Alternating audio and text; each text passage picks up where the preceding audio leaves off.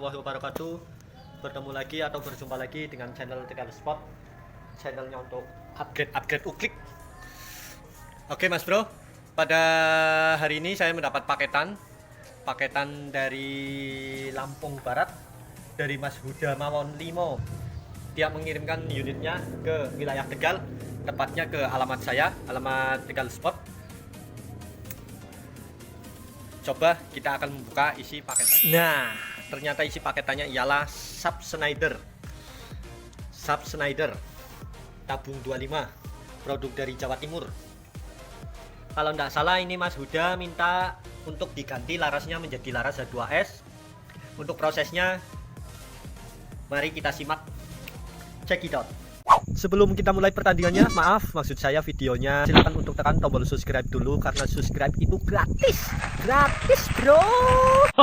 Oke sahabat bediler uklik mania dimanapun kalian berada, kini saatnya untuk masuk di tahap perakitan. Bagian yang pertama saya proses ialah melepas laras orinya, melepas laras orisinil dari Sub Schneidernya, dan juga melepas bagian serombongnya. Ini saya singkirkan dulu popornya dan juga cincinnya.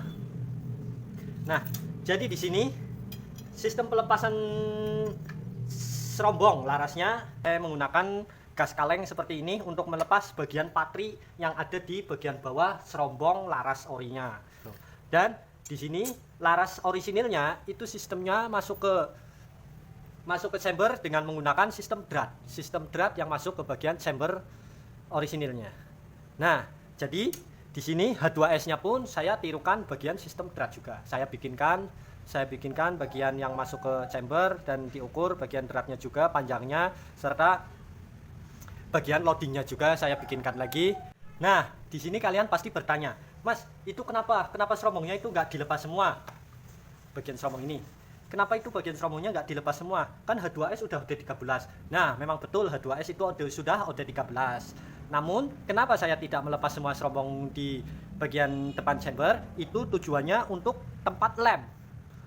Bagian serombong ini dalamnya itu nanti untuk tempat lem untuk merekatkan bagian bubutan yang ada di laras H2S ke bagian serombongnya. Itu nanti harus dilem juga. Mungkin kalian juga bingung juga, Mas, itu kan sistemnya udah ngedrat. Kok masih tetap dilem? Ya, ini saya kasih tahu juga.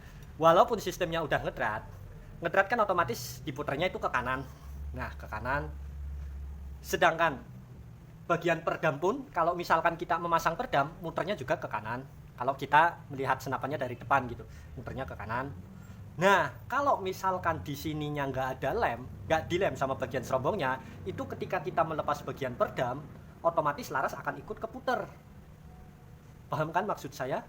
Nanti kalau misalkan di sini nggak ada lemnya, nggak dilem ke bagian serombongnya, itu nanti kita kalau misalkan melepas perdam, itu otomatis larasnya ikut keputer. Karena di bagian chamber sini nggak ada kancing untuk menekan bagian drat larasnya.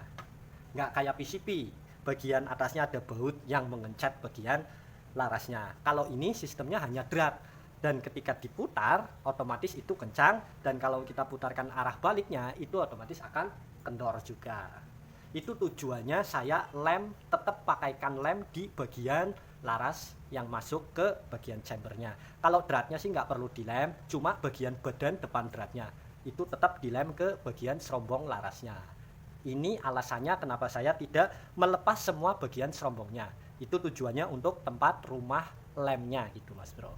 Oke, paham ya? Untuk cincinnya, cincin larasnya itu otomatis saya ganti juga. Cincin laras OD25 gitu Mas. Seperti ini. Ini untuk dudukan stang pompanya lebih pendek dari cincin laras ini. Jadi nanti bagian segini, di sini nanti saya potong, saya ukurkan dengan bagian yang aslinya. Gitu. Dan nanti otomatis saya lubangkan juga untuk pen stang pompanya. Dan bagian grendel saya pasangkan grendel engkol. Yang semulanya bukan engkol, di sini saya pasangkan engkol agar semakin mudah untuk membuka grendelnya. Tinggal diputar ke atas, otomatis terbuka sendiri. Sekarang saya akan memasangkan larasnya.